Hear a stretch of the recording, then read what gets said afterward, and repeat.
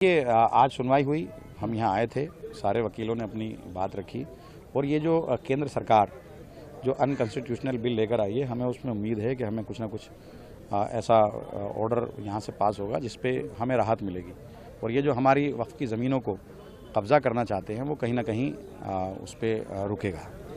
माननीय उच्चतम न्यायालय ने एक टिप्पणी भी की कि जिस तरीके से हाई कोर्ट की जमीन पर वक्फ बोर्ड ने क्लेम किया, कहीं ना कहीं उसको लेकर के भी माननीय उच्चतम न्यायालय ने निराशा जताई। देखिए, मैं चेयरमैन रहा हूँ वक्फ बोर्ड का और लंबे टाइम तक चेयरमैन रहा हूँ। यहाँ पर 1977 प्रॉपर्टीज़ हैं वक्फ की और वो सारी की सारी वक्फ के गज़ट नोटिफिकेशन के अंदर हैं।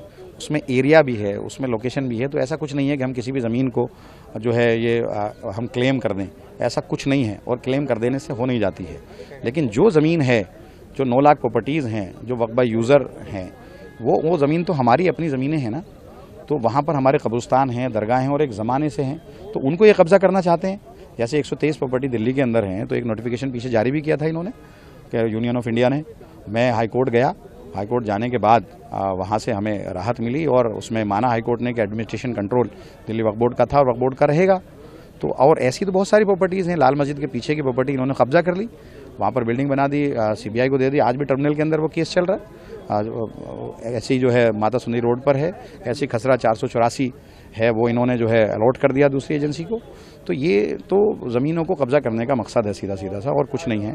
और जिस तरह से इन्होंने मेंबर, वक्फ के मेंबर, मैं पहले हुआ करता था कि इलेक्टेड MLA, मुस्लिम इलेक्टेड MLA था, वो क्लोज हटा दिया, इलेक्टेड भी हटा दिया, इलेक्शन प्रोसेस से भी ख़त्म कर दिया और मुस्लिम क्लोज हटा दिया। इलेक्टेड MP था, मुस्लिम था, वो हटा दिया।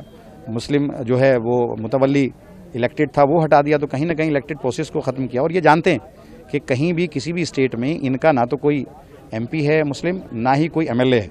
बोर्ड में सारे लोग इनके रहें, उसका बाय डिफ़ॉल्ट, जैसे दिल्ली के अंदर हमारे 4 MLA हैं मुस्लिम हैं, पहले वाले एक्ट के हिसाब से हम में से कोई ना कोई एक आना था। MP, ex-MP कांग्रेस का है, वो आना था। और जैसे हरियाणा है, वहाँ कांग्रेस के हैं, जैसे उत्तर प्रदेश में समाजवादी या कांग्रेस के हैं, ऐसे ही TMC के बंगाल में हैं। तो ये जानते हैं कि अगर वो वाला एक्ट रहता तो बाय डिफ़ॉल्ट अक्सरियत जो है हमारी रहती और ये उसके अंदर गड़बड़ नहीं कर सकते थे। अब एक ये DM को सारी ये पावर दे रहे हैं। अब आप बताओ, अगर स्टेट किसी प्रॉपर्टी को क्लेम कर रहा है, जैसे 123 प्रॉपर्टी को स्टेट क्लेम कर रहा है, तो DM के खिलाफ चला जाएगा। माननीय उच्चतम न्यायालय ने कहा कि एक ही बात को हर एक पिटीशन में रिपीट नहीं किया जाए। जैसा आप कह रहे हैं कि हर एक पिटीशन में वही रिपीट किया जा रहा था कि लेकिन सबकी अलग अलग पिटीशन है, तो सब ने वो बात रखी है, जो उसके अंदर कमियां हैं सब रख रहे हैं ना उसको। मैं तो चेयरमैन रहा हूँ, मैंने तो फेस किया है। जब मैं चेयरमैन था तो एक भी केस लूज़ नहीं किया, यहाँ तक कि यूनियन ऑफ इंडिया के खिलाफ 123 प्रॉपर्टी का जीता। और जब मैं नहीं रहा, इनके पास चली गई, रेवेन्यू सेक्रेटरी के पास चली गई, जो डिविजनल कमिश्नर है वो अब चेयरमैन है। जब चली गई तो शाही ईदगाह का मसला आया, वो उसने वक्फ की ज़मीन को, जो ईदगाह के सामने का पार्क है, ये वहाँ कोर्ट के अंदर जाकर ये कहा, एफिडेविट दिया कि ये हमारी नहीं है। अखुंजी मस्जिद जो वहाँ है मेहरौली के अंदर, वहाँ इन्होंने कहा कि हमारी नहीं है। कई सारी दरगाहें हमारी नहीं है। तो एक तरफ तो हम अपनी ज़मीनों को, जब हम थे, मैं चेयरमैन था, कोई ज़मीन जाने नहीं दी, और एक जो हमारी आज की ज़मीन है, जब इनके पास ये आ गए तो वो सारी चली गई। तो दिल्ली मिसाल है, शाही ईदगाह मिसाल है, अखुंजी मस्जिद मिसाल है, दरगाहें, मामा भांजा की दरगाह मिसाल है, बहुत सारी मिसाल है। वक्फ कानून के लागू हो जाने के बाद जिस तरीके से वेस्ट बंगाल के मुर्शिदाबाद और अन्य क्षेत्रों में एक सीरीज ऑफ इंसिडेंट जो कि हिंसा देखने को मिले, जिसमें 3 लोगों की मौत की भी खबर निकल करके सामने आई, उसको लेकर के भी माननीय उच्चतम न्यायालय ने कहा कि ये एक्सेप्टेबल नहीं है। और कहीं ना कहीं अब इस इंसिडेंट को देखते हुए भी लगता है कि वो जो कनेक्शन है और जो सीरीज ऑफ इंसिडेंट देखने को मिलता है, वो ऐसे भी आम जनमानस के लिए स्वीकार्य नहीं। देखिए, ये तो मकसद भी इनका तो यही है ना, जब हम जब मस्जिद पर आप विवाद करेंगे, जब कब्रिस्तानों पर विवाद करेंगे, जब आप दरगाहों पर विवाद करेंगे, ईदगाहों पर विवाद करेंगे, तो ये चीज़ें तो होंगी। और ये मकसद भी इनका यही है कि ये फसाद करना चाहते हैं, लेकिन हम इसके पक्ष में नहीं हैं। हम नहीं चाहते कि किसी भी किस्म का जो है फसाद हो, झगड़ा हो। जो चीज़ हो बहुत सुकून के साथ हो, पुरअमन तरीके से हो, एहतजाज भी अगर हो तो पुरअमन तरीके से हो। इसलिए हम सुप्रीम कोर्ट आए और सुप्रीम कोर्ट से हमें पूरी उम्मीद है कि इंशाअल्लाह हमारे हक में फैसला आएगा। विधायक जी, एक अंतिम सवाल, राज्यसभा, लोकसभा और माननीय राष्ट्रपति महोदया के सिग्नेचर के बाद ये जो कानून है ये बना है, इस पर असंतोष था, आप लोग सुप्रीम कोर्ट आ गए।